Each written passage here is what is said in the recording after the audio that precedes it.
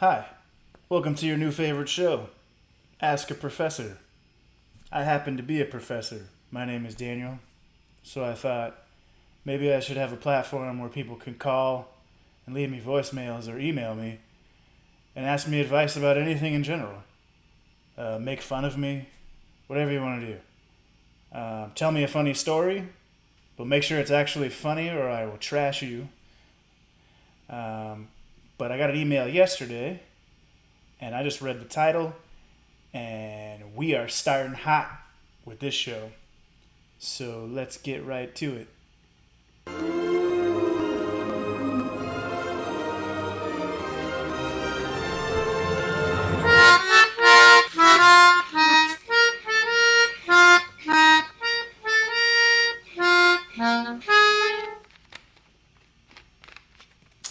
Excellent theme song.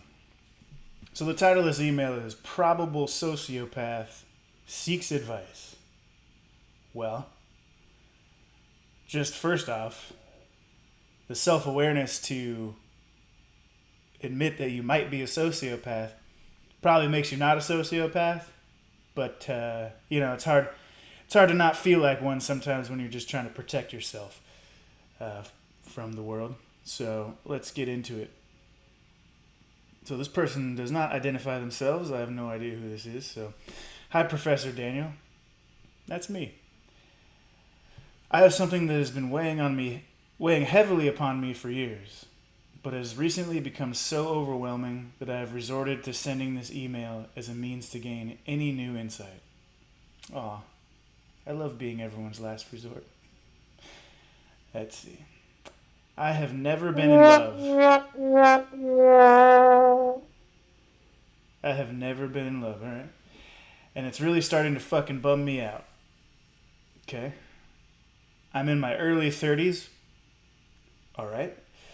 And I've been in many long term committed relationships, short term things, flings, and was even simultaneously involved with 3 different individuals whom I all had feelings for, but have never been in love with any of them. Interesting. Okay. I feel like with every relationship I've had, I've found the person attractive in some way and have had things that I really liked about them, but I've always made the conscious decision to enter into the relationship, usually plagued by trepidation and a buried sense of dread that tells me I am not meant to be with this person. Woo! Okay. Just to be clear, I do like these people and experience feelings for them, but being in love with them was never the driving force because it was just never present. Okay. I have over time developed a strong sense of attachment and intimacy with those who I've been in long-term relationships with. Of course, you're spending lots of time with them, and I assume sleeping with them, so you're making close physical connections. I have felt a sense of love for them, but have never felt in love. Okay, there's a lot to unpack there. So, do you think that you've never been in love because you're incapable of feeling love? And do you have a realistic idea of what love is?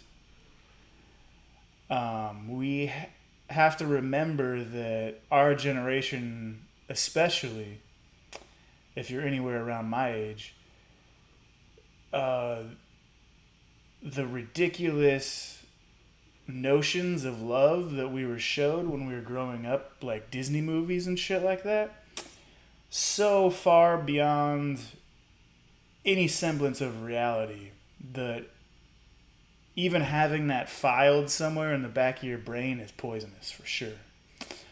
So that's one thing.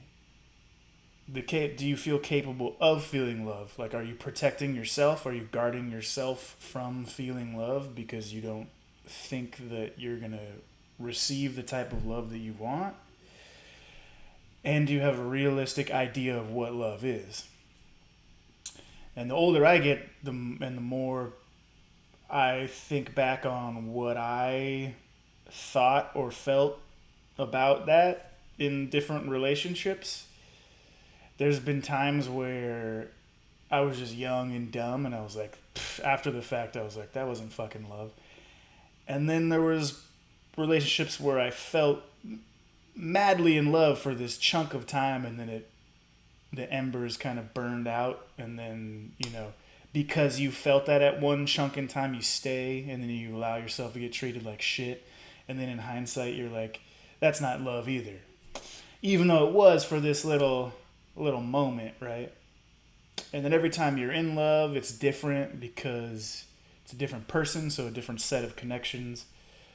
Uh, Bad comparison, horrible comparison, but like when you have a dog and you're like, I'm never gonna love anything as much as this dog, and then you get a new dog and you're like, oh, I love this dog. Horrible comparison, but just trying to throw things out there. Let's see. So, entering into a relationship you knew you shouldn't be in. That's a tough one. Most people have been there, so that's a normal thing, I think. Especially if you felt rushed into it and you were like, well, if things naturally keep progressing the way they are right now, the potential for love is there, but then that's already projecting expectations on the other person because you have this like imagined sense of the way they're going to behave to achieve this love thing, right?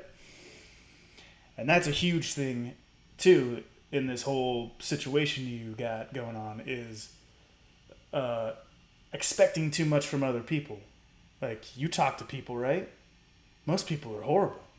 So, yeah, having expectations for other people is a silly thing that I've caught myself in. Like, oh man, if this person can just fucking pull their head out of their ass, they have X, Y, and Z qualities I like so much about them. If they can apply them in this certain way, then they'll be the perfect person. There's a lot of nonsense that goes through your head as you're building things together into validating whatever it is that you're doing.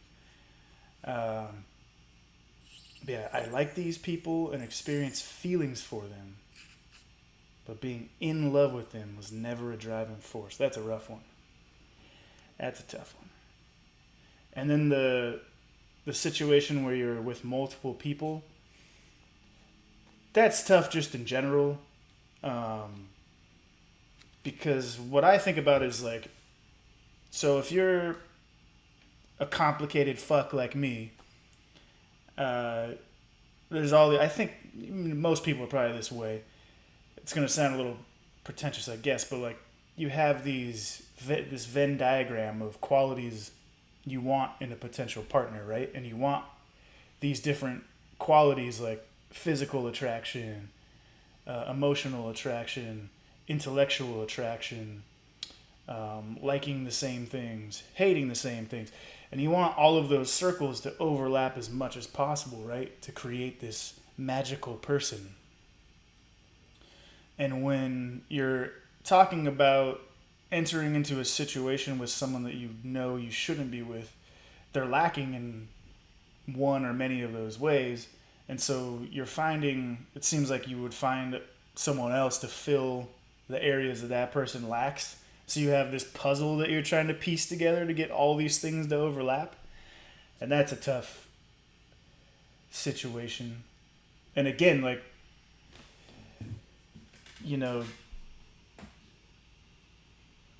people are complex, and then when you're just a complex person in general, and you're expecting this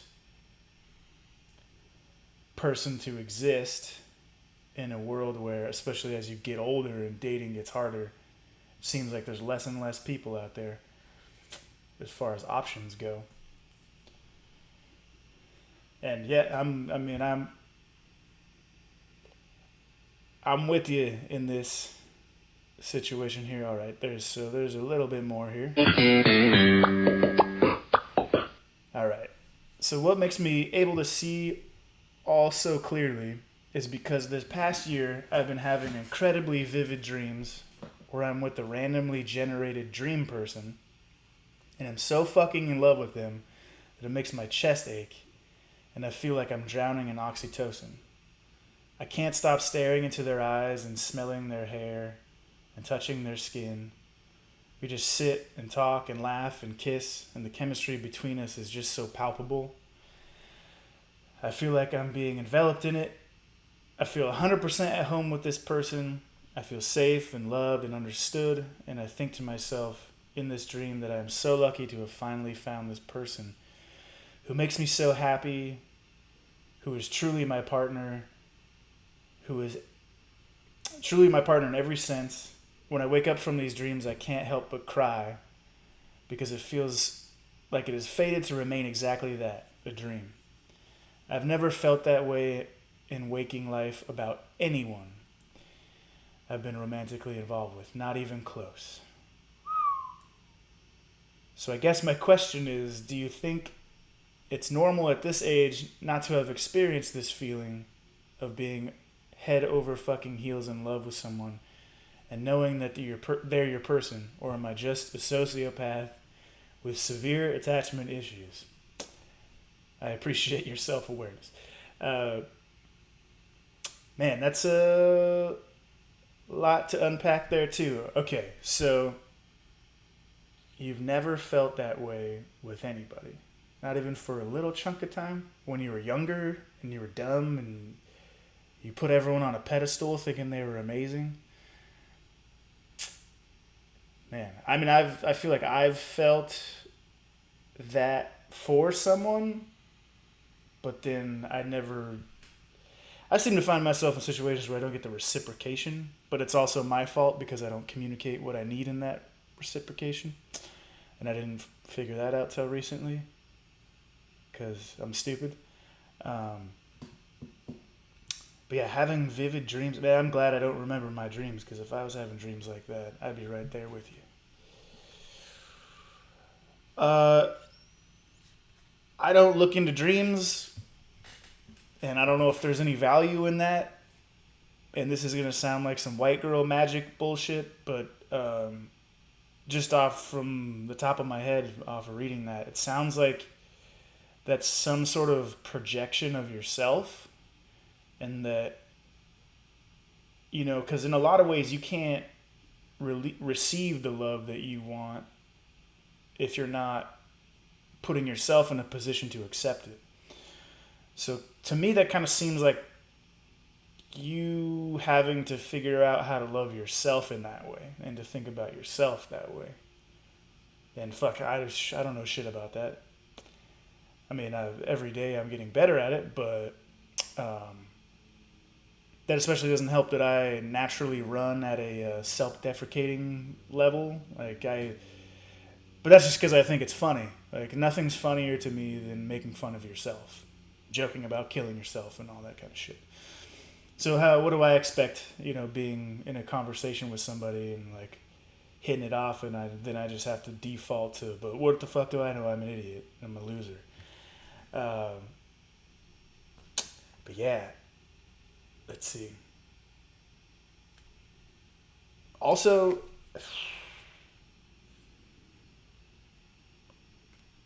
there is some value to that type of dreaming or thinking in real life thinking. Kind of like a self-actualization. Like if you think about something, it could possibly come to fruition. And you have to remember that, you ever had a dream about somebody and you knew it was that person, but it physically didn't look like that person? They didn't talk like him or act like him. And you're telling them, you're like, yeah, it wasn't you, but it was you, That's probably what's going to happen at some point in your life when you find this. Is like, you don't look like this person, you don't talk, act, whatever, but there's this weird, intuitive, like, moment, right? And I have a similar dream where, I have anxiety about, like, not ever making it, like, not ever feeling content in, like, my success, right? But I had this reoccurring dream. I hardly ever remember my dreams, where I was in a workshop, working on a work of art or something, and it's kind of hazy around the edges, and I just look out on this field of tall grass, and I see my dogs laying in the field, and they're like as happy as I've ever seen them, just sunbathing in the field. And I look back to whatever I'm working on, and I have this overwhelming flood of, I don't even know what emotion it is to describe, but then I just have this like, I did it, like I made it. And I feel like at some point, I'll have that like, oh shit, this is it, but it's not going to look anything like that. You know what I mean? So, yeah, it's important to constantly check your ego, right? And your self-awareness, because like, yeah, all of this stuff, everyone deserves all this stuff, right? This perfect, this loved and understood, and um, you know, touching their hair, smelling their skin, laugh and kiss and all that stuff. But I think about that stuff sometimes too. Of course, I think it's a natural thing. But then I also then invert that and I go, well, then who the fuck am I to deserve all this shit, right? Like, what do I have to offer? But I don't know. That's just me. I constantly flip flop. I'm just like, when I receive nice things, I'm like, do I deserve this? Or I deprive myself of things because I'm like, you don't fucking deserve that. But yeah, I feel for you. Especially like, you said you're in your early 30s. Like, if you want kids, and you're, able, if you're the one giving birth to kids, I don't have to worry about that shit. But like, there's societal pressure, and then there's biological, just like now or never. So like that probably isn't helping you at all. Yeah, as a person in their mid 30s, it is a nightmare out there. And also, I don't like, I think about this dream person, right? And then I go, okay, well, where can I put myself in the world? Because I don't go out much, pandemic aside. Like, so where do I put myself physically in the world to be around someone that could have these potential attributes? Sorry, my dog is deciding to drink water really fucking loud right now. Hey! But yeah, so like, where can you put yourself in the world to have access to people that fit these X, Y's, and Z's? That's tough too. And then me, if I put myself in this situation, I don't go and talk to people I don't know. So, yeah, I don't think I translate well through messaging or social media. So like that doesn't help either. But yeah, that's something to think about. Is like, where could you put yourself to where someone that has these characteristics? And back to like me just being a complicated person, like it depends on how realistic you're being with these expectations of this person, right? So, if you're a multifaceted, I'm interested in a million things, but just a little bit. But it would be ridiculous for me to be like, oh, well, my ideal person better like these 5 obscure bands that I only know about, and like this anime, or whatever niche stuff that like the vast majority of people have no idea about. So if you're being kind of pretentious about like that kind of shit, it could be a slippery slope, because, and I go back and forth. It's like, would I even be compatible with someone that complicated, like as complicated as me, and like diverse and into weird obscure shit? Or do I need just kind of like a boring person that's like, I just listen to whatever's on the radio and watch whatever happens to be on TV and whatever movies in the movie theater, and I don't get your whole creative bullshit, but like keep doing you, and I'm here for you whenever you need me. Like that sounds kind of appealing in some sense, but yeah. I don't think it's ridiculous that you haven't experienced love based on your age, right? That's another societal nonsense. Our generation was supposed to think that after we graduate high school, we just magically get a fucking job and start a family, right? And when that doesn't happen, you're just like, well, I must suck. Uh, so yeah, especially if you're caught up in multiple long-term bad relationships, like you're just eating up time that you know, and it's not to beat up yourself about it. Like you didn't have time to fall in love because you were caught up with the wrong people. And now that it seems like you know better to some extent, you know, now you got the time. Hopefully. But yeah, I hope that helped in some way or another. So for everybody watching or listening, feel free to call in, email me. Um, I love you all already. This is a beautiful start to this whole thing. You know, we can get as deep or as stupid as you want. So, um, yeah, like, subscribe on YouTube, and I will see you all next episode.